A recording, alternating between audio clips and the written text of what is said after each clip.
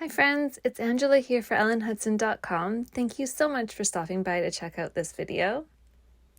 Spooky season is just around the corner, and the latest Essentials by Ellen release has got everything you'll need to craft for it. In the projects I'm about to share, we'll talk about 3 creative ways to add ghosts to your cards, and we'll be using the new Spooktacular and Ghost Costume stamp sets.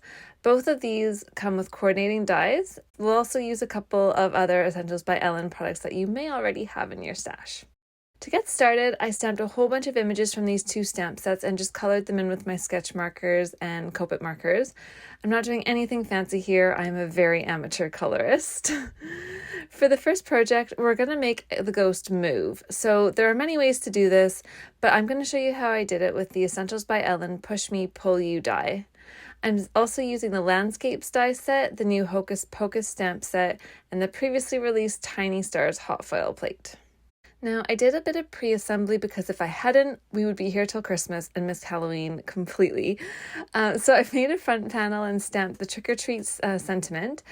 And this is going to hide what's going on in the next layer, which is a belt mechanism made with the same die set and some die cut acetate. I also have a background panel made with the Tiny Stars hot foil plate, and I made a little oopsie here. You could ignore the die cut lines on that background panel. We're not going to need them, but I didn't want to waste my background and they're going to be hidden anyways, so not to worry. And then finally we have a simple A2 card base. Now my plan for this card was originally to have the ghost sliding to the right and the bat sliding to the left. That changed a little bit midway, and you'll see why in a moment.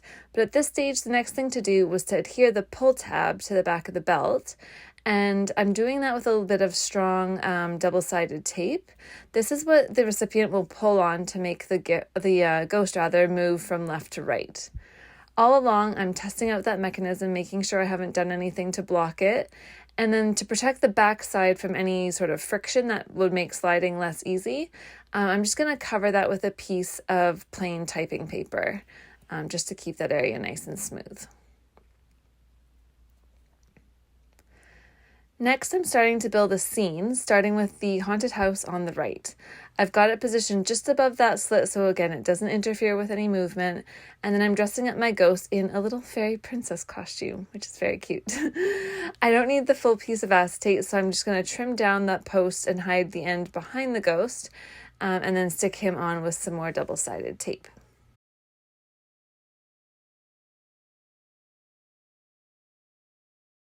I did the same thing with the bats on the right acetate panel, but here's where the change of plans happened. So things appear to be moving kind of smoothly, but the bats kept crashing into the side of the house, and the acetate was getting stuck on the ghost. So I pivoted the plan. I removed the acetate post for the bats, and I just stuck them on the roof of the house. I've since figured out what my mistake was, but we've still got 2 more projects to make, and we're moving right along. As you can see, the ghost moves nice and smoothly along here in our finished card. All right, so we've done movement and we're on to project number 2. And here we're going to create ghosts using pigment ink and a DIY stencil. I'm going to use the pumpkin mug die set, which has 3 small ghost dies. And I'm going to run those through my die cutting machine repeatedly until I've made a 6x6 stencil for myself from acetate. This is something that you can do really easily with any of the dies in your stash. Now I've layered my stencil over a piece of Concord & 9th mushroom cardstock, and I'm pouncing some white pigment ink on over the top there to create a semi-transparent background effect. Remember that pigment ink is going to take some time to dry, so you can either heat set this to speed up the process or just do what I did and make a little swap the night before. I also used some leftover ink blended on opal foiled cardstock from a previous video to make the little oval that you see here, and a die from the new Tall House box die set to create a fence. And then the Hey Boo 2-piece sentiment, which I absolutely love, is what I used for the sentiment. From here, I just needed to assemble the card, but first I dressed up another ghost in a witch costume from the Ghost Costume stamp set. And then from there, it was just a matter of mounting the stenciled ghost background onto my card base with some foam tape, and then doing the same with the little focal cluster on top of the background. So there we go, that's project number 2 with pigment ink and a DIY stencil. Finally, project 3. We're going to make a ghost out of vellum this time and build a scene with the help of the birch tree's cover plate die and an ink blended background. So starting with that die, I'm just running that through my die cutting machine with a white A2 card panel. Next, it's time to stamp the ghost, and I'm doing this with Memento Tuxedo black ink as opposed to any other kind of ink because I don't want to smudge the ink on the vellum at all. I set it aside for quite a while to dry completely, and then while I was waiting, I continued on to build the rest of the scene. I wanted a haunted house in the background, and I also wanted it to be subtle, so not stamped in black. I decided to do some white heat embossing here, and when you do this, you want to make sure that your background panel, whatever you're using, is completely dry so that you don't get extra embossing powder sticking to it. I knew that mine was because, again, I had ink blended this beforehand, but just a little tip in case you're making it at the same time.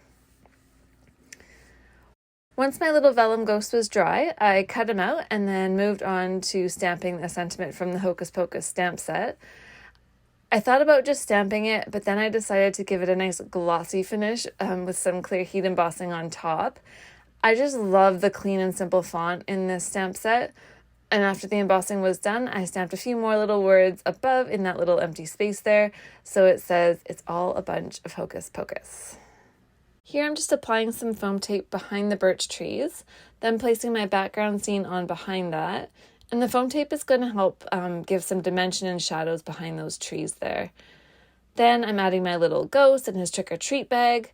Obviously, since he's a vellum ghost and semi-transparent, we have the challenge of adhesive, but not to worry, that little trick-or-treat bag is super handy for hiding a glue dot, or in my case, a piece of double-sided tape.